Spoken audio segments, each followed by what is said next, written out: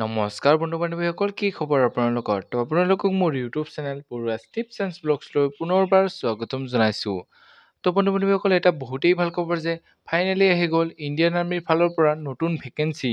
তো কেতিয়াৰ পৰা অনুষ্ঠিত হ'ব ইয়াৰ ফিজিকেল টেষ্ট, অসমৰ বাবে কিমান পষ্ট আছে, ডকুমেণ্ট কি কি লাগিব, সকলো ডিটেইলছ সহকাৰে আপোনালোকক এই ভিডিঅ'টোৰ যোগেৰে জনাম। তো চাই যাওক ভিডিঅ'টো লাষ্টলৈকে।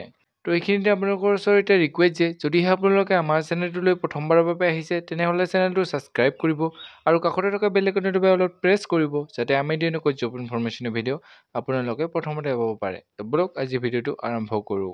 তো এইখন হৈছে ইয়াৰ অফিচিয়েল নটিফিকেশ্যনখন, য'ত ইণ্ডিয়ান আৰ্মি পৰ্টাৰ্ছ ৰিক্ৰুটমেণ্টৰ বাবে এই ভেকেঞ্চিখিনি ওলাইছে।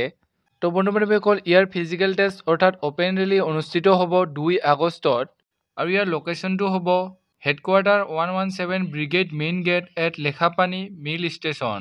তো যিসকল কেণ্ডিডেটে ইয়াৰ ইণ্টাৰেষ্টেড হয় তেওঁলোকে ইয়াৰ ৰিপৰ্ট কৰিব লাগিব 4টা বজাত, অৰ্থাৎ ৰাতিপুৱা 4টা বজাত। তো ইয়াতে অল ইণ্ডিয়াৰ ভেকেঞ্চি আছে 600+। তো এই ভেকেঞ্চিখিনি অসমৰ বাবে কিমান আছে ইয়াতে দিয়া হোৱা নাই। তো ইয়াতে ইমপ্লয়মেণ্ট ডিউৰেশ্যন অৰ্থাৎ ইয়াৰ চাকৰিৰ হ'ব 179 ডেজ, অৰ্থাৎ 6 মাহ। তো আপোনালোকে হয়তো জানে যে পৰ্টাৰ ৰিক্ৰুটমেণ্টৰ চাকৰিসমূহ 6মহীয়া হয়। তো ইয়াতে ইয়াৰ এজ লিমিট দিয়া হৈছে 18 পৰা 40 বছৰ আৰু ইয়াৰ 1 আগষ্টত 2025ৰ ভিতৰত এই বয়সখিনি হ'ব লাগিব। তো ইয়াতে যিহেতু কোনো এক্সাম নহয়, তো ইয়াতে ফিজিকেল আৰু মেডিকেল পাছ কৰাৰ পিছতেই কেণ্ডিডেটজন ইয়াৰ চাকৰিৰ বাবে এপইণ্ট হৈ যাব। তো যিসকলে এই চাকৰিখিনিৰ বাবে ইণ্টাৰেষ্টেড তেওঁলোকে কি কি ডকুমেণ্ট নিব লাগিব সেইখিনি জনাই আছোঁ।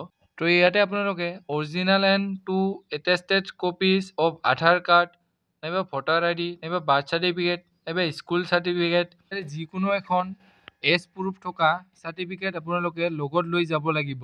অৰ্থাৎ এই ডকুমেণ্টখিনিৰ আপোনালোকে অৰিজিনেলৰ লগতে 2 কপি নিজৰ চাইন থকা জেৰক্স কপি লৈ যাব লাগিব।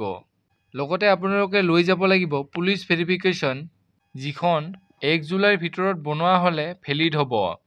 আৰু লগতে আপোনালোকে লৈ যাব লাগিব character certificate from gazetted officer, এইখনো আপোনালোকে 1 জুলাইৰ ভিতৰত বনোৱা হ'লে হ'ব। আৰু লগতে কেণ্ডিডেটজনে লৈ যাব লাগিব নিজৰ পাৰ্চনেল বেংক একাউণ্ট, যিখন জনধন একাউণ্টৰ হ'লে নচলিব। আৰু লগতে যদি কেণ্ডিডেটজনৰ লাইফ ইঞ্চুৰেঞ্চৰ বা মেডিকেল ইঞ্চুৰেঞ্চৰ চাৰ্টিফিকেট আছে তেন্তে সেইখনো লৈ যাব লাগিব। আৰু লাষ্ট আপোনালোকে লৈ যাব লাগিব 8খন কালাৰ পাছপৰ্ট ফটো। তো এইখিনিৰ লগতে যদিহে কোনোবা কেণ্ডিডেটৰ স্কিল চাৰ্টিফিকেট আছে, অৰ্থাৎ কাৰ্পেণ্টাৰ, ইলেক্ট্ৰিচিয়ান, মেছন, প্লাম্বাৰ, যিহেতু পষ্টাৰ ভেকেঞ্চিসমূহত এইখিনি পষ্ট আছে, তো আপোনালোকৰ যদি ইয়াৰ ওপৰত চাৰ্টিফিকেট আছে তেন্তে আপোনালোকে লৈ যাব, কাৰণ ইয়াতে আপোনালোকে বহুত বেনিফিট পাব। তো এইখিনি আছিল আজি ভিডিঅ'। যদি ভিডিঅ' চাই ভাল পালে তেনেহ'লে লাইক কৰিব, কমেণ্ট কৰিব, বন্ধু বান্ধৱীসকলৰ লগত ভিডিঅ'টো শ্বেয়াৰ কৰিব।